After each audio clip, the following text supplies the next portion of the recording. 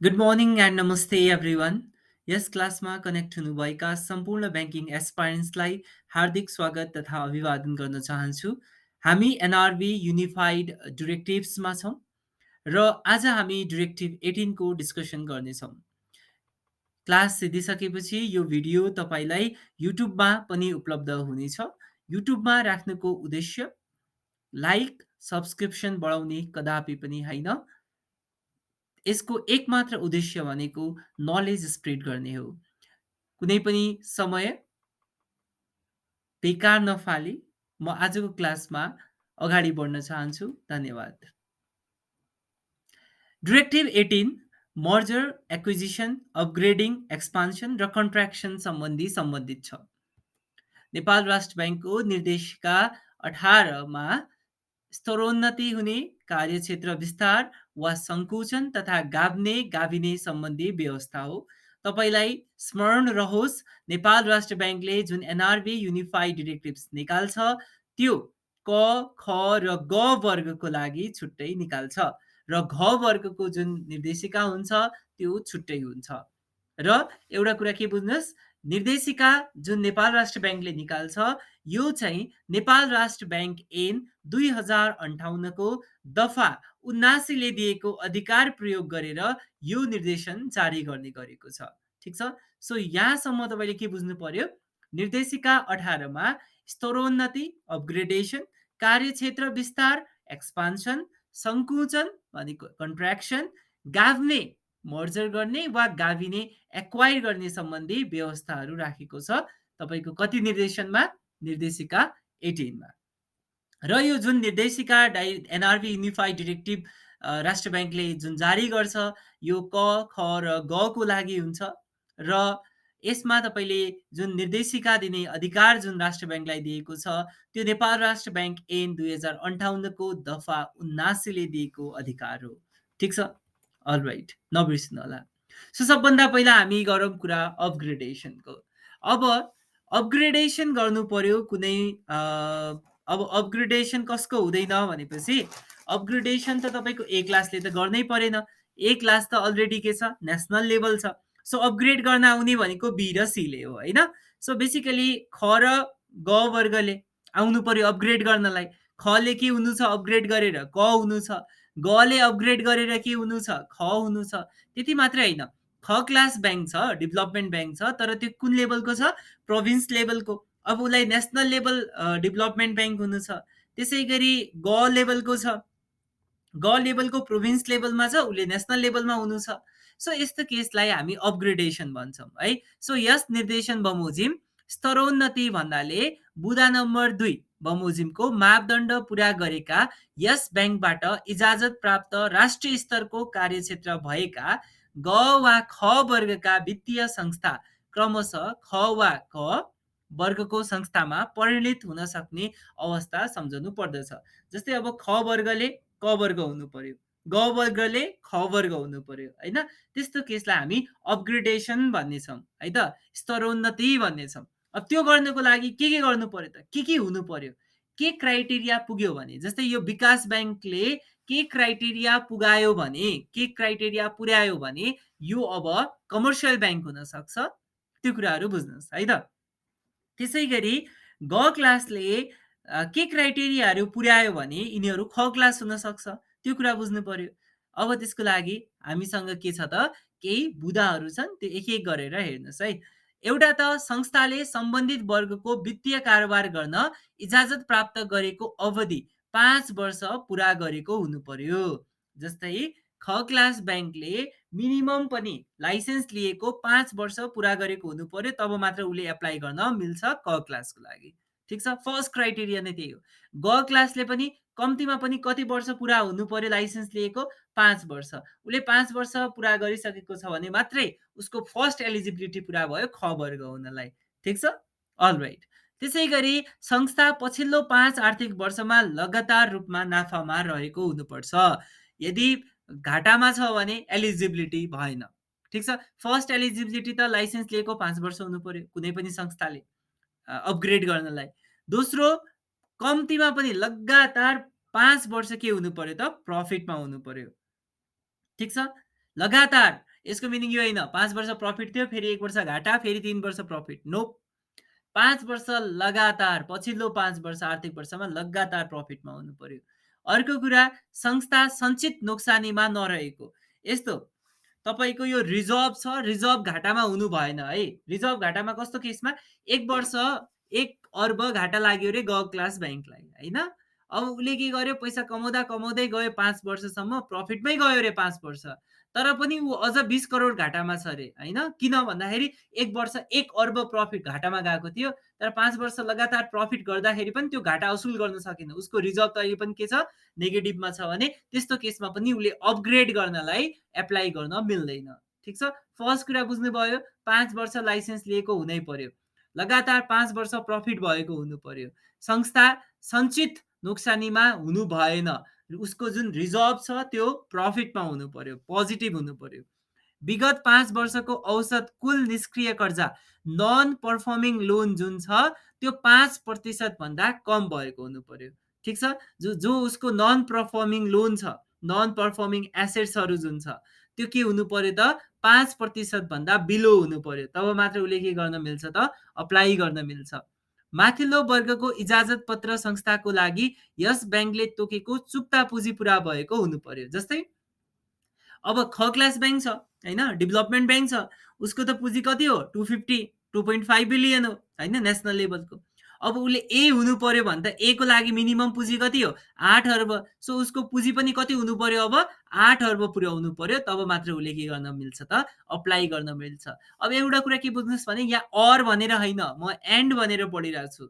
Meaning जस्तै संस्थाले सम्बन्धित के गर्नु पर्यो, विगत 5 वर्ष सम्म प्रफिटमै आउनु पर्यो, र वा होइन है, र लाइसेन्स लिएको 5 वर्ष हुनु पर्यो मिनिमम, र नोक्सानीमा हुनु भएन, संक्षिप्त जुन उसको रिजर्भ छ त्यो पनि प्रफिटमा पोजिटिभ हुनु पर्यो, नन पर्फर्मिङ लोन पनि 5% भन्दा तल हुनु पर्यो, क्यापिटल जुन छ मिनिमम क्यापिटल चाहिने त्यो पुर्याएको हुनु पर्यो, होइन?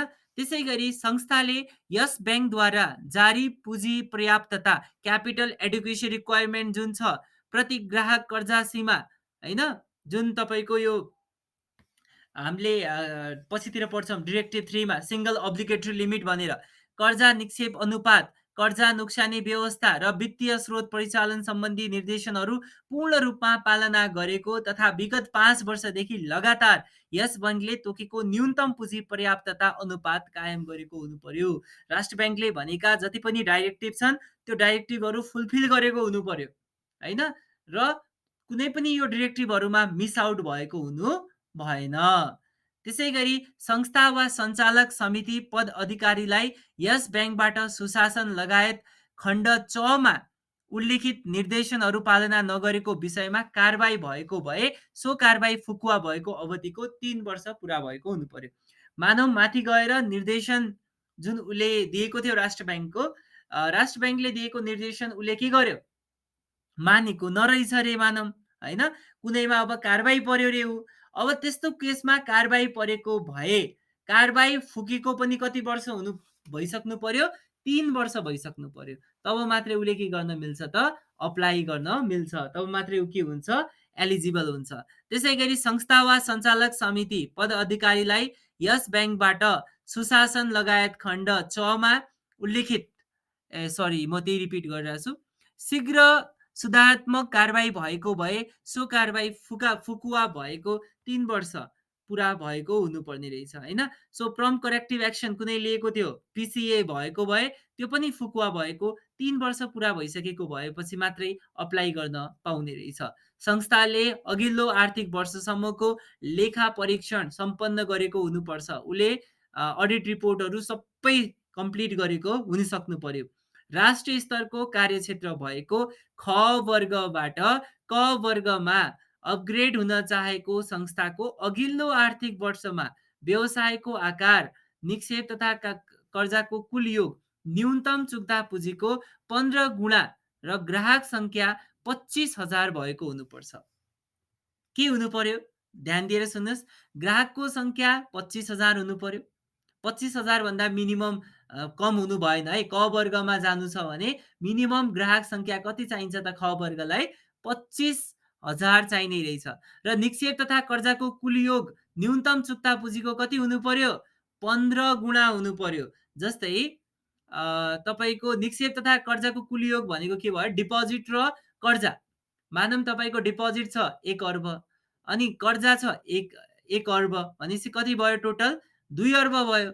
चुक्ता पुँजी जति छ त्यसको 15 टाइम्स जोडेर यो आउनु पर्यो के।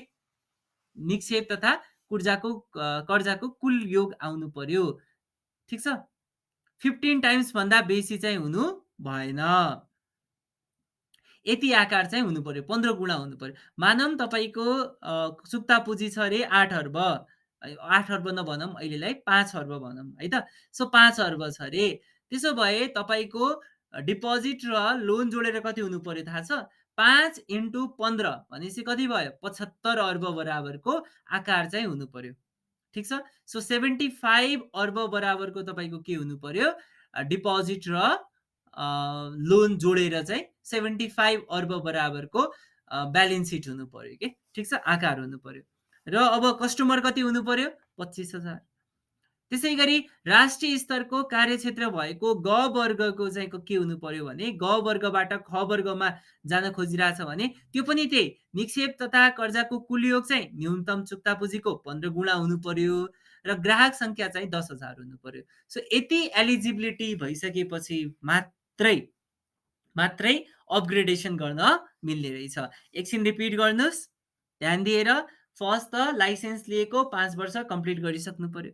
दोस्रोमा के गर्नु पर्यो? संस्था पछिल्लो 5 वर्षदेखि प्रफिटमै हुनु पर्यो। थर्ड के गर्नु पर्यो? संस्था कहिले पनि रिजर्भ चाहिँ उसको जुन छ त्यो नेगेटिभ हुनु भएन, त्यो पोजिटिभ भइसकेको हुनु पर्यो। नन पर्फर्मिङ लोन जुन छ त्यो 5% भन्दा मुनि हुनु पर्यो। ठिक छ? यस ब्याङ्कले, राष्ट्र ब्याङ्कले तोकेको जुन क्यापिटल छ, मिनिमम क्यापिटल फन्ड त्यति चाहिँ पुगेको हुनु पर्यो। जस्तै खदेखि क पुग्नु पर्यो भने 2.5 अर्बदेखि 8 अर्ब भनेको 8 अर्ब चाहिँ पुग्नु पर्यो उसले कलाई अप्लाई गरिरहेछ भने। ठिक छ? त्यसै गरी जुन राष्ट्र ब्याङ्कका निर्देशनहरू छन् त्यो निर्देशनहरू चाहिँ 5 वर्षदेखि लगातार फुलफिल गरेको हुनु पर्यो। ठिक छ? त्यसै गरी संस्था वा सञ्चालकलाई कुनै पनि पेनाल्टी या कारबाही गरेको छ राष्ट्र ब्याङ्कले भने त्यो कारबाही फुकुवा भएको 3 वर्ष सिद्धिसकेको हुनु पर्यो। प्रम्प्ट करेक्टिभ एक्सन लगाइरहेछ भने प्रम्प्ट करेक्टिभ एक्सन पनि फुकुवा भएको 3 वर्ष भइसक्नु पर्यो। त्यसै गरी अडिट रिपोर्ट अहिलेसम्मको कम्प्लिट भएको हुनु पर्यो। अब ख वर्गले क वर्गमा जानु छ भने मिनिमम पनि ग्राहक संख्या तपाईँको 25,000 हुनु पर्यो र उसको तपाईँको लोन र डिपोजिटको आकार कति हुनु पर्यो भने जति चुक्ता पुँजी छ इन्टु 15 टाइम्स त्यति लोन र डिपोजिट हुनुपर्ने हुन्छ। जस्तै मैले उदाहरण दिएको थिएँ, 5 अर्ब उसको यदि चुक्ता पुँजी देखिरहेछ भने उसको डिपोजिट र लोन जोडेर 5 × 15 भनेको 75 अर्ब बराबर चाहिँ उसको डिपोजिट प्लस लोनको सम हुनु पर्यो। डिपोजिट 30 अर्ब छ भने लोन 45 अर्ब हुनु पर्यो। यदि तपाईँको डिपोजिट 45 अर्ब छ भने लोन 30 अर्ब हुनु पर्यो। जोडेर चाहिँ 75 आउनु पर्यो, मिनिङ इन्टु 15 टाइम्स हुनु पर्यो। त्यसै गरी ग क्लास हो भने मिनिमम पनि ग्राहक 10,000 है। अब तपाईँलाई कसैले सोध्ला क क्लासको मिनिमम ग्राहक संख्या कति पुग्नुपर्छ भनेपछि 25,000। गको कति, गदेखि खमा जानु पर्यो भने खलाई कति चाहिने रहेछ त? 10,000। यति चाहिँ बुझिदिनु होला। सो यो थियो हाम्रो अपग्रेडेसनको लागि। अपग्रेडेसनलाई फेरि निवेदन दिने भनेर यहाँ राखेको छ। ठिक छ? निवेदन दिँदाखेरि के गर्नुपर्छ भनेर पनि राखेको छ। All right, okay. सो बेसिकली अरू त छँदैछ। संस्थाको कम्तीमा आगामी 5 वर्षको व्यावसायिक योजना तथा प्रक्षेपण बिजनेस प्लान एन्ड प्रोजेक्सन चाहिँ दिनुपर्ने रहेछ। त्यसै गरी 2% वा सोभन्दा बढी सेयर धारण गरेका संस्थापक, यो त सबै अरू त छँदैछ होइन। अरू कुराहरू त अघि भने जस्तै जे छ त्यो त राख्नै पर्यो होइन। तपाईँको फर्स्ट अपग्रेडेसनमा जे छ त्यो निवेदन दिँदाखेरि यो सबै कुराहरू खुलाएको हुनु पर्यो। यसमा एउटा कुरा तपाईँले बुझ्नु परेको भनेको यति मात्रै हो कि संस्थाको कम्तीमा आगामी 5 वर्षको व्यावसायिक योजना प्रक्षेपण बिजनेस प्लान प्रोजेक्सन दिनुपर्ने हुन्छ। अरू त सबै अघि हामीले भने जस्तै त्यही हो है त। जे बुदाहरू हामीले अघि डिस्कसन गऱ्यौँ त्यो बुदाहरू चाहिँ यहाँ आउनु पर्यो। ठिक छ? ओके, अब आयो प्रिन्सिपल एग्रिमेन्ट। अब राष्ट्र ब्याङ्कले त्यत्तिकै त तपाईँलाई सहमति दिँदैन। सहमतिको लागि पहिला निवेदन आउँछ राष्ट्र ब्याङ्कमा। निवेदन आइसकेपछि उसले सम्पूर्ण कुराहरू हेर्छ र यसरी जानकारी उपलब्ध गराउँदा देहायका शर्तहरू कायम गरी सैद्धान्तिक सहमति प्रदान गर्न सकिनेछ। के गर्नु पर्यो त हेर्नुहोस् है, ध्यान दिनुहोस्। माथिल्लो वर्गको वित्तीय कारोबार सञ्चालनको लागि जारी पुँजीको 0.02% हुने रकम यस ब्याङ्कको नो आ हि है फुटकर शीर्षकमा जम्मा गरी सक्कल भाउचर सहित अनुसूची 18.4 बमोजिम ढाँचामा निवेदन दिनुपर्नेछ। अब ख क्लासले ए क्लासमा, बी क्लासले ए क्लासमा जानु पर्यो भने ए क्लासलाई मिनिमम कति चाहिन्छ? 8 अर्ब चाहिन्छ। 8 अर्बको 0.02% रकम चाहिँ नेपाल राष्ट्र ब्याङ्कको फुटकर जुन खाता छ त्यसमा चाहिँ राख्नुपर्ने रहेछ। यो तपाईँले जिकेमा सोध्न सक्छ, जनरल नलेजमा, ब्याङ्किङ नलेजमा। सो अपग्रेडेसन गर्दाखेरि जब अपग्रेड भइरहेछ ब्याङ्कहरू भने त्यस्तो केसमा 0.02% राख्नुपर्छ है। त्यति पैसा चाहिँ नेपाल राष्ट्र ब्याङ्कको खातामा राखिदिनुपर्छ। माथिल्लो वर्गको संस्थाले गर्ने कार्य समावेश गरी कम्पनी रजिस्ट्रीको कार्यालयबाट प्रमाणित संशोधित प्रबन्धपत्र र नियमावली बनाउनु पर्यो। संशोधित कर्जा नीति, आर्थिक प्रशासन विनियमावली, कर्मचारी प्रशासन विनियमावली र कर्जा अवलेखन विनियमावली पेश गर्नुपर्नेछ। माथिल्लो वर्गको संस्थाको सङ्गठनात्मक संरचना र पद अधिकारीको विवरण पेश गर्नुपर्नेछ। यो सम्पूर्ण कुराहरू पेश त गर्नु परिहाल्छ नि, होइन? अलराइट। अब कार्यक्षेत्र विस्तार सम्बन्धी व्यवस्था। सबभन्दा पहिला हामीले अपग्रेड गर्ने कुराहरू डिस्कसन गऱ्यौँ। अब कुरा गरौँ एक्सपान्सनको। प्रादेशिक स्तरका ख र ग वर्गका वित्तीय संस्थाहरूले राष्ट्रिय स्तरमा परिणत हुन चाहेमा देहायका शर्तहरू पुरा गरी स्वीकृतिका लागि व्यावसायिक योजनासहित यस ब्याङ्कमा निवेदन दिन सक्नेछन्। अहिले पनि हाम्रो ख क्लासमा धेरै प्रदेश स्तरका ब्याङ्कहरू छन्, नेसनल लेभलका ब्याङ्कहरू त थोरै छन्। त्यसै गरी ग क्लासका पनि धेरै प्रदेश लेभलका ब्याङ्कहरू छन्, तपाईँको राष्ट्रिय स्तरका ब्याङ्कहरू थोरै छन्। सो अब उनीहरूले अब हामी पनि नेसनल लेभलका हुन्छौँ भनेर यदि सोचिरहेछन्, एक्सपान्सन गर्न खोजिरहेछन् भने त्यस्तो केसमा यो डकुमेन्टहरू उनीहरूलाई चाहिन्छ। जस्तै यस ब्याङ्कले तोकेको न्यूनतम चुक्ता पुँजी पुरा गरेको। जस्तै बी क्लासको तपाईँको प्रोभिन्स लेभलमा ब्याङ्क खोल्नु पर्यो भने उनीहरूलाई 1.2 अर्ब भए पुग्छ, 120 करोड भए पुग्छ। तर अब बी क्लासले नेसनल लेभल हुनु पर्यो भने त 250 करोड चाहिन्छ। सो अब नेसनल लेभलमा जानु पर्यो भने सबभन्दा पहिला त उसले आफ्नो चुक्ता पुँजी पुरा गर्नु पर्यो। त्यसै गरी नियमित रूपले वार्षिक लेखा परीक्षण सिद्ध्याउनु पर्यो, अडिट रिपोर्ट सिद्ध्याइराख्नु पर्यो। त्यसै गरी ब्याङ्क तथा वित्तीय संस्थाले पछिल्लो 3 वर्ष सञ्चित नोक्सानीमा हुनु भएन है। उसको लास्ट 3 इयर्सको जुन रिजर्भ छ त्यो नेगेटिभ भएको हुनु भएन। यस ब्याङ्कको निर्देशन अनुरूप क्यापिटल एडुकेसी पर्याप्त भएको हुनु पर्यो। यस ब्याङ्कको निर्देशन अनुरूप कर्जाको वर्गीकरण गरी सोको लागि पर्याप्त कर्जा नोक्सानी व्यवस्था, लोन लस प्रोभिजन कायम गरेको हुनु पर्यो। निष्क्रिय कर्जा 5% नागेको हुनु भएन। प्रादेशिक स्तरमा कारोबार सञ्चालन गरेको 5 वर्ष पुरा भएको हुनु पर्यो। न्यू क्यापिटल एडुकेसी फ्रेमवर्क 2008 पूर्ण रूपमा लागू गर्न सक्ने प्रमाण पेश गरेको हुनु पर्यो। नेपाल राष्ट्र ब्याङ्कबाट संस्था वा संस्थाका अध्यक्ष, सञ्चालक र कार्यकारी प्रमुख कारबाहीमा परेको भए सो फुकुवा भएको 3 वर्ष पुरा भएको हुनु पर्यो। इजाजत दिँदा तोकिएको सबै शर्तहरू पुरा गरेको हुनु पर्नेछ। ठिक छ। त्यसै गरी राष्ट्रिय स्तरमा परिणत हुनका लागि आवेदनका साथ निम्न कागजातहरू संलग्न हुनुपर्नेछ। एउटा त विद्यमान संस्थापक र सञ्चालकहरूको विवरण, त्यसै गरी 5 वर्षको वित्तीय अवस्था, त्यो प्रक्षेपित प्रोजेक्सनहरू, रिपोर्टहरू उनीहरूले सबमिट गर्नु पर्यो। होइन, यो त अरू सबै त्यही कुरा हो है, अघि हामीले भने जस्तै। अब कुरा के आयो भने अब आयो मर्जर र एक्विजिसनको कुरा। हामीले अपग्रेडेसनको कुरा पनि गऱ्यौँ, एक्सपान्सनको कुरा पनि गऱ्यौँ। अब कुरा आइरहेछ मर्जर र एक्विजिसनको। ब्याङ्क तथा वित्तीय संस्था सम्बन्धी ऐन 2073 का दफा 70 बमोजिम इजाजत प्राप्त संस्था एक आपसमा गाभिने प्राप्ति भई सो ऐनको दफा 38 बमोजिम स्तरोन्नतिका लागि यस ब्याङ्कमा निवेदन पेश हुन आएमा सर्वप्रथम गाभिने प्राप्ति सम्बन्धी प्रक्रिया अवलम्बन गर्नुपर्नेछ र सोको टुङ्गो लागेपछि एक्सपान्सन स्तरोन्नतिको कारबाही अघि बढाइनेछ। यसरी गाभ्ने गाभिने प्राप्ति भई स्तरोन्नतिका लागि पेश हुन आएका निवेदनलाई प्राथमिकता दिइनेछ भनेर भनेको छ। ठिक छ। उपबुदा 1 बमोजिम यस ब्याङ्कमा निवेदन दिँदा संस्थाले कम्पनीको रेजिस्टरको कार्यालय, नेपाल धितोपत्र बोर्ड र धितोपत्र विनिमय बजारलाई समेत सोको जानकारी अनिवार्य रूपमा दिनुपर्नेछ। प्रादेशिक स्तरका वित्तीय संस्थाहरू एक आपसमा गाभी वा प्राप्ति गरी राष्ट्रिय स्तरमा परिणत हुन चाहेमा गाभिएर प्राप्ति गरी बन्ने संस्थाको चुक्ता पुँजी तथा पुँजीकोष यस ब्याङ्कले तोकेको बमोजिम हुने गरी अन्य व्यवस्थामा छुट प्रदान गरी विशेष प्राथमिकता दिन सकिनेछ। अब प्रादेशिक स्तरमा जति पनि वित्तीय संस्थाहरू खुल्या छ उनीहरू गाभिएर राष्ट्रिय स्तरमा हुन खोजिरहेछ भने उनीहरूको यदि चुक्ता पुँजी हुन्छ मिल्छ भने त्यस्तो केसमा चाहिँ अरू जुन निर्देशनहरू छन् त्यो निर्देशनहरूमा छुट दिन सकिनेछ भनेको छ। ठिक छ। यो त हामीले के गरेको प्रदेश स्तरलाई राष्ट्रिय स्तरमा बनाउन खोजेकै हो होइन। सो यस्तो केसमा के गर्न मिल्ने रहेछ त उनीहरूलाई छुट दिन मिल्ने रहेछ। एउटा काम त के हुनु पर्यो उनीहरूको चुक्ता पुँजी चाहिँ मिल्नु पर्यो, अरू कुराहरूमा चाहिँ विशेष छुट दिन सकिनेछ राष्ट्र ब्याङ्कले भनेको छ।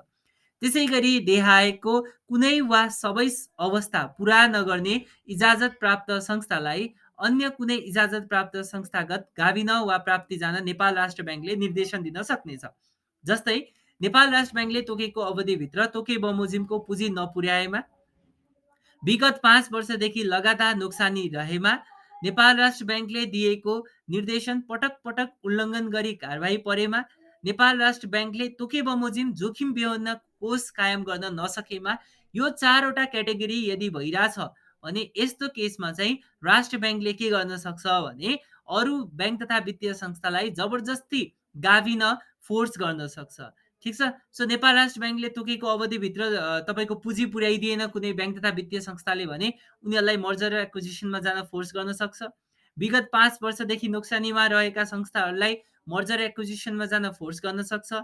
नेपाल राष्ट्र ब्याङ्कले दिएको निर्देशन पटक पटक उल्लङ्घन गरी कारबाही गरेको भए उनीहरूलाई मर्जर एक्विजिसनमा फोर्स गर्न सक्छ।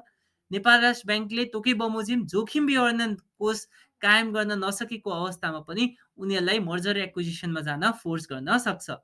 एउटै व्यक्ति समूहद्वारा प्रवर्धन भएका तथा एका घर परिवार एवं व्यावसायिक समूहले प्रत्यक्ष वा अप्रत्यक्ष स्वामित्व नियन्त्रणमा रहेका संस्थाहरू र व्यावसायिक सम्बन्ध स्थापित भएका वाणिज्य ब्याङ्कहरूलाई एक आपसमा गाभ्न निर्देशन दिन सक्नेछ भनेर यहाँदेखि क्लियरली रूपमा राखेको छ।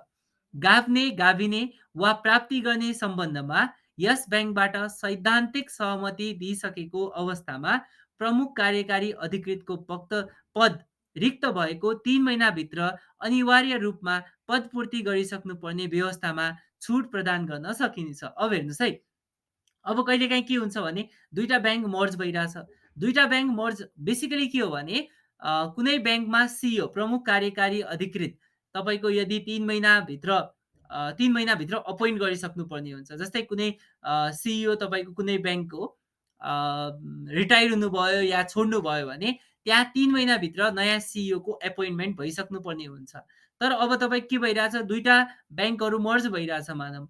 अब दुईटा ब्याङ्क मर्ज हुँदाखेरि अब कुन सिइओ बनाउने भन्ने यदि अलमल परिरहेछ भने त्यस्तो केसमा अब तपाईँको 3 महिनाभित्र नै बनाउनु पर्छ भन्ने चाहिँ यहाँ छैन। त्यसमा चाहिँ छुट दिन सकिन्छ भनेर यहाँ राष्ट्र ब्याङ्कले क्लियर रूपमा भनेको छ। ठिक छ। तपाईँले अब त्यहाँ टाइम लिएर तपाईँले सिइओलाई के गर्न सक्नुहुन्छ एपोइन्ट गर्न सक्नुहुन्छ। त्यसै गरी वाणिज्य ब्याङ्कहरू एक आपसमा गाभिने तथा प्राप्ति प्रक्रियामा सहभागी भई 2079 पुस मसान्तभित्र, अहिले हामी 2079 पुसमा छौँ, आज कति गते गइसके 2 गते, अब यो 28 दिनभित्र यदि तपाईँको पुस मसान्तभित्र एकीकृत कारोबार सञ्चालन गरेमा विद्यमान व्यवस्थाको अतिरिक्त देहाय बमोजिमका थप सुविधा तथा छुट एकीकृत कारोबार गरेको मितिले 1 वर्षसम्म प्रदान गर्न सकिनेछ। अब उनीहरूलाई जस्तै यो पुस मसान्तभित्र उनीहरूले मर्जर एक्विजिसनमा गयो भने कुनै दुईटा ब्याङ्कहरू, यस्तो केसमा चाहिँ उनीहरूलाई के गरिन्छ भने तोकिएका क्षेत्रमा कर्जा प्रवाह गर्न अवधि 1 वर्ष थप गरिने। जस्तै एग्रिकल्चर सेक्टरमा, इलेक्ट्रिसिटी सेक्टरमा, डिप्राइभ सेक्टर ल्यान्डिङमा तपाईँको राष्ट्र ब्याङ्कले यति यति गर्नुपर्छ भनेर अलरेडी छुट्याइदिएको छ। तर त्यसमा चाहिँ अब राष्ट्र ब्याङ्कले के गर्छ 1 वर्षसम्म उनीहरूलाई फोर्स गर्दैन, 1 वर्षसम्म उनीहरूलाई छुट दिएको छ। त्यसैगरी एकीकृत कारोबार गरेको 1 वर्षसम्म अनिवार्य नगद मौजाता सीमामा जुन क्यास रिजर्भ रेसियो छ त्यसमा 0.5% ले छुट दिएको छ। जस्तै अहिले कमर्सियल ब्याङ्कले या ब्याङ्कले 4% सिआरआर राख्नुपर्छ भने अब यदि यो पुस मसान्तसम्म 2079 पुस मसान्तसम्म ब्याङ्कहरू मर्जरमा गयो भने उनीहरूले 3.5%सम्म सिआरआर राख्न पाइयो। ठिक छ। त्यसै गरी एकीकृत कारोबार गरेको 1 वर्षसम्म एसएलआरमा पनि 1% छुट दिएको छ। अब एसएलआर यदि 12% छ भने अब तपाईँको एसएलआर 11% राख्न पाइयो। एसएलआरमा पनि 1% छुट दिएको छ यदि 2079 पुससम्म तपाईँको मर्जरमा गयो भने। यसै गरी यस ब्याङ्कबाट तोकिएको प्रति संस्था निक्षेप सङ्कलन सीमामा 5% बिन्दुले थप गरिनेछ। सो संस्थागत डिपोजिट जुन छ 10% छ भने अब उसले कति लिन पाइयो त 15%सम्म लिन पाइयो। ठिक छ। सो संस्थागत डिपोजिट पनि उसले धेरै लिन पाउँछ। त्यसै गरी सञ्चालक समितिका सदस्य र उच्च पदस्थ कर्मचारी पदबाट हटेको कम्तीमा 6 महिनामा व्यतीत नभई होइन यस ब्याङ्कबाट इजाजत प्राप्त अन्य संस्थामा आबद्ध हुन नपाउने विद्यमान प्रावधानमा छुट प्रदान। सो कुलिङ अफ पिरियड भन्ने तपाईँले सुन्नु भएको छ। कुलिङ अफ पिरियड भन्ने छ। जस्तै एउटा सिइओले अर्को ब्याङ्कको सिइओ हुन जानु पर्यो भने 6 महिना कुलिङ अफ पिरियड लाग्छ। एउटा सिइओ डाइरेक्टली अर्को ब्याङ्कमा सिइओ हुन पाउँदैन। एउटा ब्याङ्क छोडेको मिनिमम पनि 6 महिना उसले आउट बस्नु पर्यो तब मात्रै उसले अर्को ब्याङ्कको सिइओ हुन पाउँछ। ठिक छ 6 महिना। तर यदि कुनै दुईटा ब्याङ्क मर्ज भइरहेछ भने त्यस्तो केसमा जसको अब सिइओ एउटा सिइओले त छोड्नु पर्यो त्यो सिइओले चाहिँ अर्को ब्याङ्क चाँडै जोइन गर्न पाउने भयो। त्यसमा कुलिङ अफ पिरियड लाग्दैन। त्यसै गरी यस ब्याङ्कको निर्देशन बमोजिम कायम गर्नुपर्ने कर्जा र निक्षेपको ब्याज दर अन्तरमा 1% बिन्दुले छुट दिइने। जस्तै अहिले हाम्रो मानौँ तपाईँको के भन्छ स्प्रिड रेट होइन स्प्रिड रेट जुन छ स्प्रिड रेटमा पनि तपाईँले 1% बढी खान सकिने भयो। कर्जा र निक्षेपको जुन ब्याज दर छ त्यो स्प्रिड रेटमा पनि तपाईँको 1% एक्स्ट्रा लिने पाउने छ भनेर यहाँ कुरा गरेको छ।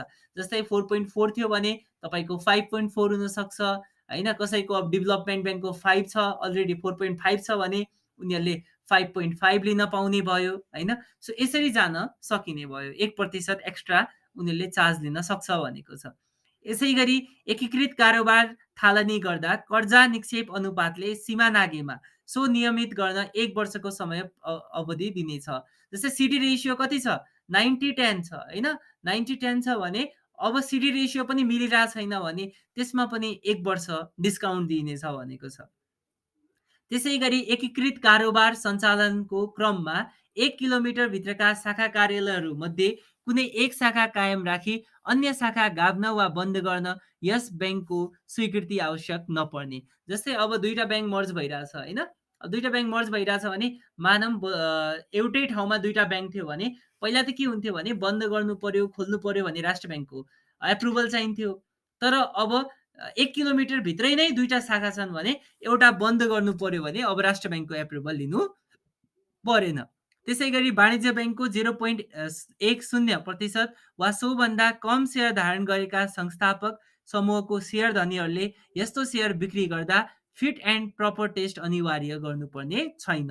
ब्याङ्क तथा वित्तीय संस्थाहरूको गाभिने कार्यलाई थप प्रोत्साहन गर्न मर्जर प्राप्ति पश्चात संस्थापक र सर्वसाधारण सेयर धारण गर्ने सेयर धनीले रोजेको एक समूहबाट मात्र सञ्चालकमा उम्मेदवारी दिन पाइनेछ।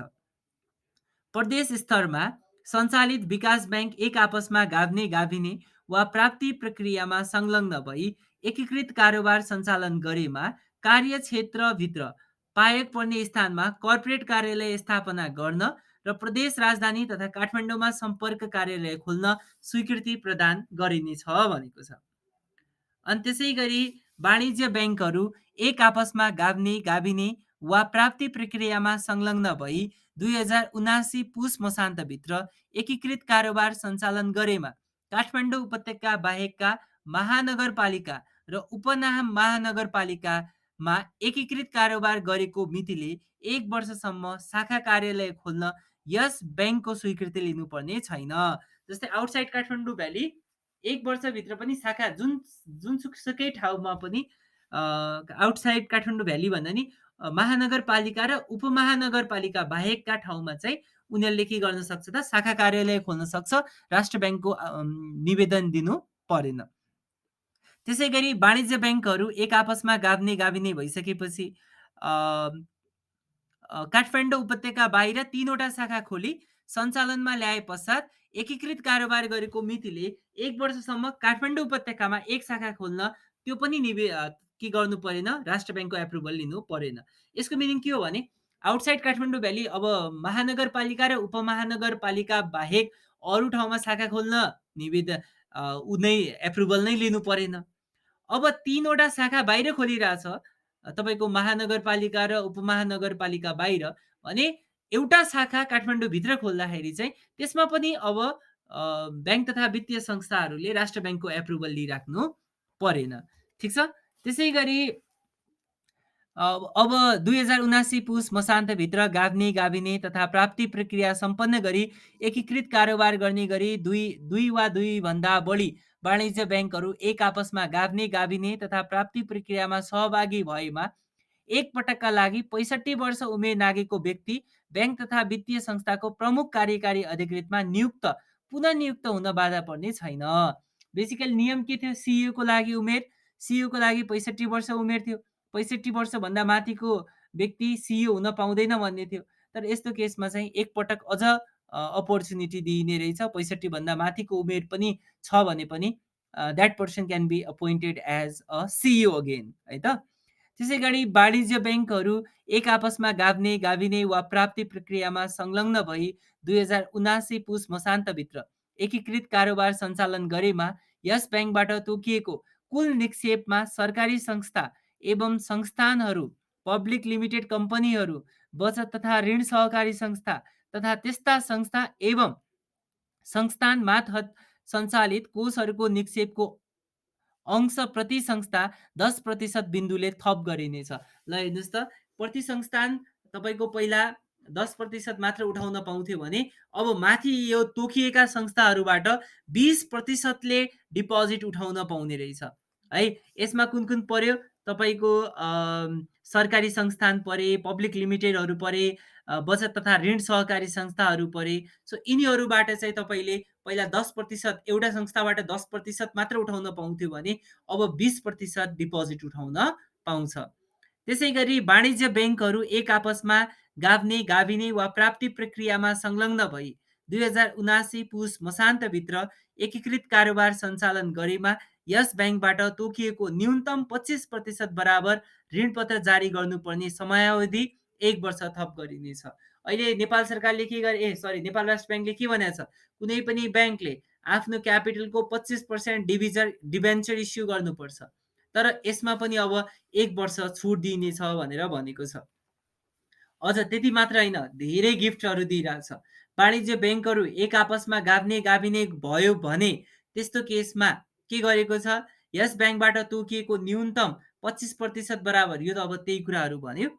अनि त्यसै गरी लास्टमा के गरेको छ, एक आपसमा गाभिने वा प्राप्ति प्रक्रियामा संलग्न भई 2079 असार मसान्तभित्र एकीकृत कारोबार सञ्चालन गरेमा एक भन्दा बढी प्रदेशमा समेत शाखा कार्यालय खोली सञ्चालनमा रहेका वित्तीय संस्थाहरूले 2077 असारभित्र उक्त शाखा बिक्री, बन्द वा स्थानान्तरण गरी आफ्नो सम्पूर्ण कार्यक्षेत्र एउटै प्रदेशभित्र सीमित गरिसक्नुपर्ने व्यवस्थाको समयावधि जुन छ 2080 असार मसान्तसम्म कायम गरिएको छ।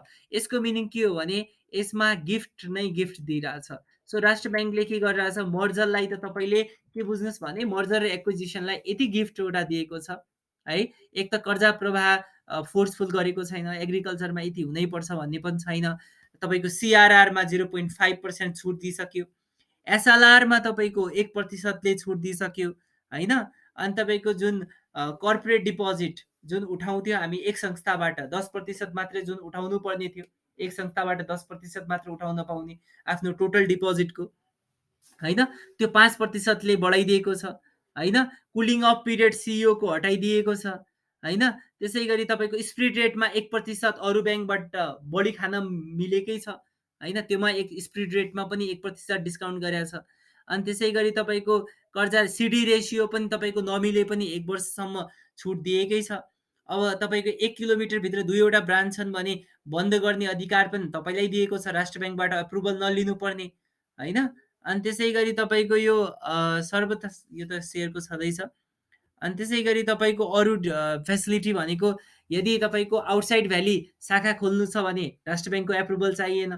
आउटसाइड भ्याली तपाईँले 3 वटा शाखा खोल्नुभयो भने इनसाइड भ्याली एउटा शाखा खोल्दाखेरि पनि राष्ट्र ब्याङ्कको एप्रुभल नलिनुपर्ने, होइन? सिइओको उमेर पनि जुन 65 वर्षभन्दा माथि सिइओ हुनु पाउँथेन, त्यो पनि मिल्यो रे, होइन? अनि त्यसपछि तपाईँको सरकारी संस्था, कोअपरेटिभ सोसाइटिज, पब्लिक लिमिटेड कम्पनीबाट तपाईँले डिपोजिट उठाउँदाखेरि 10% मात्र पाउँथ्यो आफ्नो टोटल डिपोजिटको भने अब तपाईँको 10% एक्स्ट्रा उठाउन पाइयो, 20% उठाउन पाइयो, त्यो पनि फाइदै गरेछ। डिभेन्चर इस्यु गरिसक्नु पर्थ्यो तपाईँले, आफ्नो मिनिमम जति क्यापिटल छ, क्यापिटलको 25% डिभेन्चर हुनुपर्थ्यो, त्योमा पनि डिस्काउन्ट गरिदिएकै छ। सो यतिवटा डिस्काउन्ट दिएर तपाईँले यतिवटा डिस्काउन्ट दिइसकेपछि त तपाईँको मर्जर एक्विजिसनमा जानुपर्छ भन्ने चाहिँ प्रोत्साहन गरेको हो। त्यही भएर पनि धेरै ब्याङ्कहरू अहिले तपाईँको मर्जर एन्ड एक्विजिसनमा गइरहेछन्, है त? सो यसरी हामीले अहिले एनआरबी युनिफाइड डिरेक्टिभ 18 लाई हामीले फिनिस गरेको छौँ। Thank you so much.